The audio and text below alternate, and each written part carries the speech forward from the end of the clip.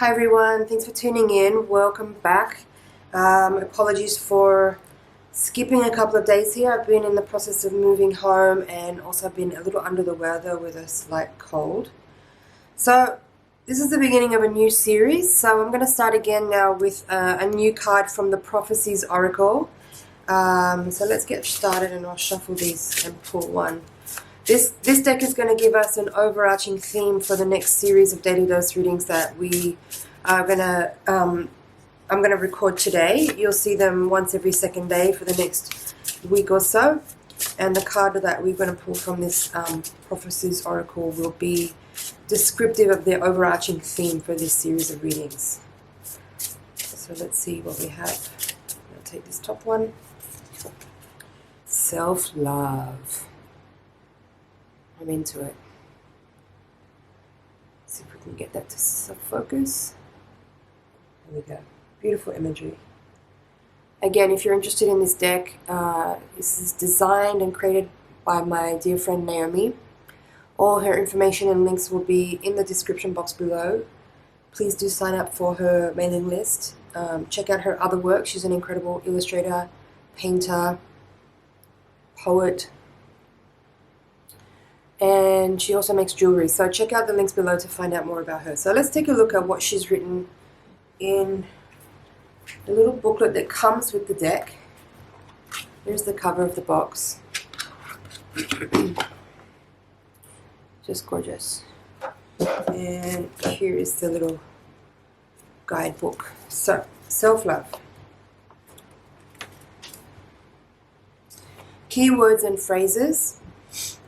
Self-care, deservedness, relaxation, immaterial and material pleasures. This card explores self-love as an essential part of constructive and healthy inner and outer relationship dynamics. The character portrayed is hugging herself, her hand adorned by an eye with a teardrop. She's wearing a string of pearls and a crescent moon embellishes her forehead. She appears to be lost in thought or in her own world. The card encourages pampering and self-care in all forms. The string of pearls represents beauty and decadence of the physical realm, while the moon indicates an undercurrent of otherworldly abundance. Questions and advice. When was the last time you pampered yourself? Do you sometimes feel shamed for wanting to enjoy yourself or need an excuse to do so? Try to detach yourself from the concept of deservedness. Sometimes, is that the right one? Yeah. Sometimes to generate productivity or harness loving, beautiful relationships, you must first allow yourself to enjoy and accept simple pleasures, and learn to receive from others. All right. That sounds great to me. So let's get started with today's daily dose. If it's your first time here, welcome. This is a timeless collective energy transmission. It can be valid at any time you view it, anytime you come across it. Here we have, I've pre-shuffled all of the decks in preparation for the reading, and I'll name these placements. This is where you are now, Emperor reversed. The challenges you face, 7 of Wands in reverse. The resources you can use, the High Priestess upright. This is the Hidden Forces, 10 of Cups in reverse. Potential outcome, Woman of Crystals in reverse. And from the runes here, we're going to take one for what is the spiritual lesson. Daggers, which is daybreak. Alright, give me a moment here to tune into this energy.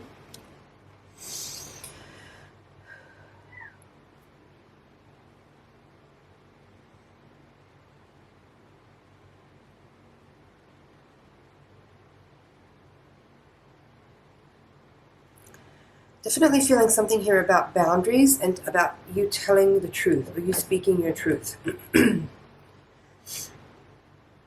Now, Emperor reversed and 7 of Wands as the challenge. Let me just see if I can move this light.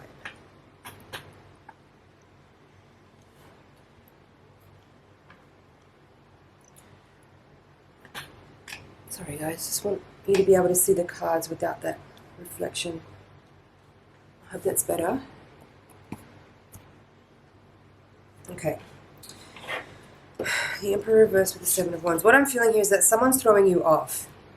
There is a person in your environment that is throwing you off. And It's almost like what I'm picking up here is that you kind of feel a bit guilty. I don't even like to use that word, but it feels like it's the right way to describe what I'm picking up on here. It's like you feel guilty for, it's almost like you are expecting yourself to be apologetic towards someone who is in fact actually just being disrespectful of your boundaries. But rather than you being able to feel confident enough to just call them out on that and to be able to claim your space and let them know that they've crossed a boundary, it feels to me like you are taking the stance of being submissive. I heard submissive to them, to kind of, it's almost like you are not feeling, let me just choose the right word here. You're not feeling, I'm hearing accomplished enough. That's a specific message for someone. You might not feel this. Okay, this is a specific message here for someone. You might not feel that you have accomplished enough in your professional life. I feel like this is for this one person that's getting this message that is relating to what I'm saying, where if this is really touching and triggering a nerve to you, you might not feel like you have accomplished enough in your professional life to be able to tell a person who is trying to cross your boundary that they are doing so, and that their energy is I'm feeling it as an offensive energy, actually.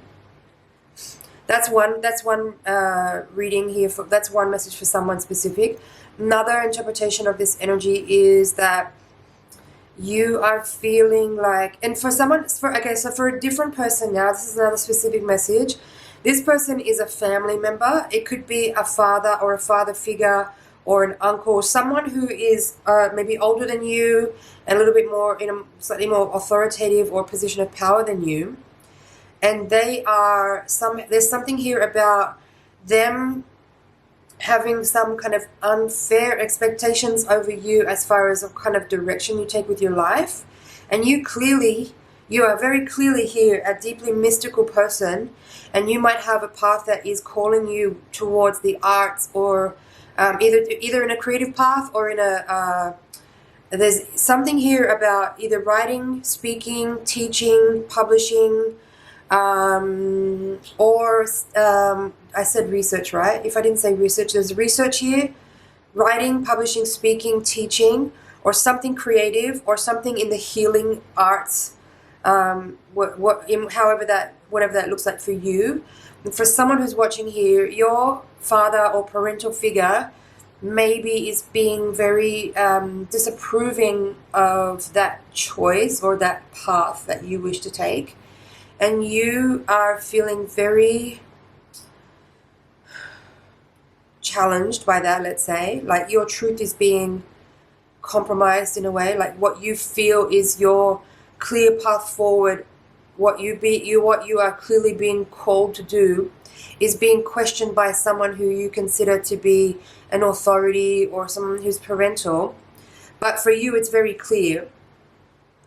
And so I'm sorry to tell you, my dear, but it is your responsibility to follow your calling and follow your truth. And you already know this. I don't need to say that. But all I'm trying to get to here is that a person who is maybe, if there's a generation gap, it doesn't necessarily even have to be a blood relative, right? But if there's a person with a generation gap between you and them, who is giving you their opinion about what you feel is your path or your calling, and there's a disapproving energy here, you might find yourself kind of having to take a step back from that relationship. And that obviously that's very hard to do if it's a family member or a parent or something. But I'm hearing feel the fear and do it anyway. So you're gonna walk your path because there's no other way. There's no other way. You're gonna do it.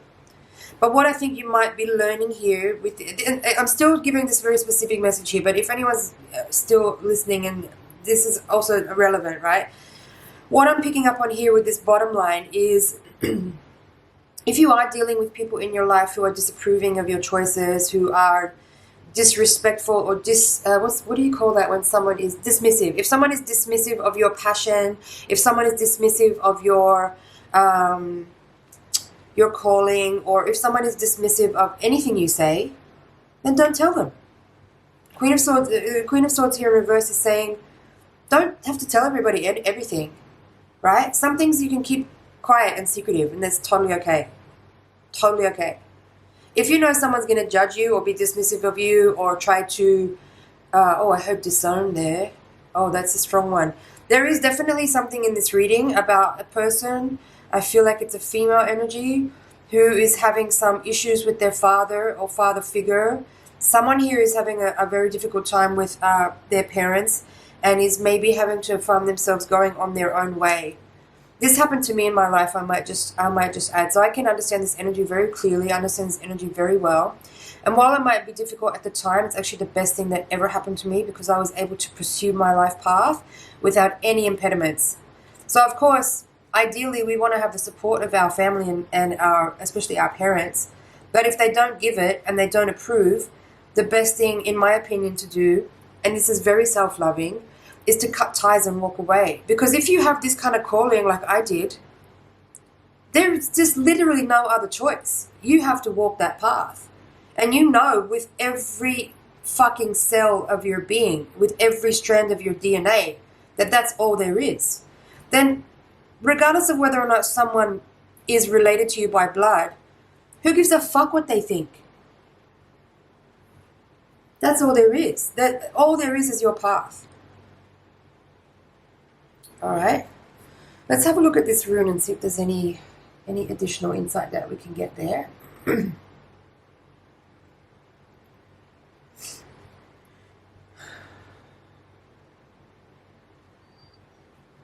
I know this was called Daguerre, and it's daybreak. I'm just going to refer to some notes here. Be patient while I open the page. Okay.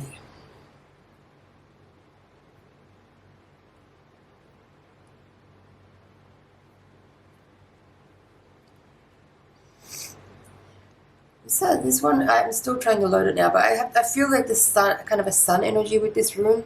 I know it's called Daguerre, which refers to the daybreak.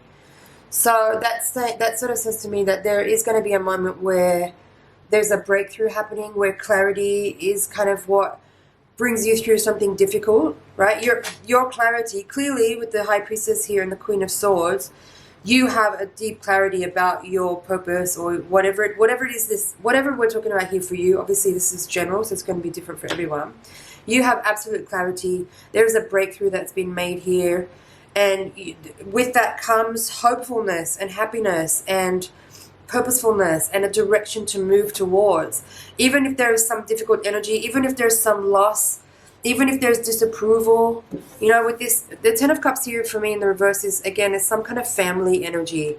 Disapproving family is coming through very strongly in this reading. There's kind of, if there's a disapproving energy from family members or from a particular person that you may respect or look up to, there's nothing else to do but go towards what you know is right for you. You can't live your life for other people. Your path, your happiness it's yours to pursue. And we cannot make other people happy by doing the things that they think is right for us. What the fuck do they know? Of course, it's great to get advice from wise people and be counseled by people with experience under their belt who've been through a lot of things. But that's not what I'm feeling in this energy. This Emperor energy is more of a disapproving, controlling parent. It's not this kind of wise counsel that one might seek from, say, a High Priestess who's going to tell us the absolute truth in a mystical way. This Emperor energy feels a lot more to me like someone parental, someone who is controlling and authoritarian and has their own personal agenda that they're working out through their either children or employees or something like that. This is a controlling energy. This is not a balanced masculine energy. This is an imbalanced masculine energy. So let me see if there's anything else I can pull up for you here in this reading. Again, I just want to touch on that, like what I was talking about before. You don't have to tell everybody everything. That's part of what comes about when you grow in life and you gather more discernment. You start to realize who who deserves that trust and who doesn't. Who will be rightfully receptive to the type of information that you want to share that is really meaningful, that is really precious, that is really important to you. Not everybody deserves that. And this is also part of being self-loving, is learning to identify who deserves those really precious, deep and private and important bits of data. Stop telling everyone everything. Stop telling everyone your business. They don't deserve to know. They don't know how to handle that information correctly. Choose carefully who and when to share things with, when you understand that those people that you've chosen will know how to behave and who will know how to deal with that information that you share, or who will know how to do the right thing with that information that you've shared.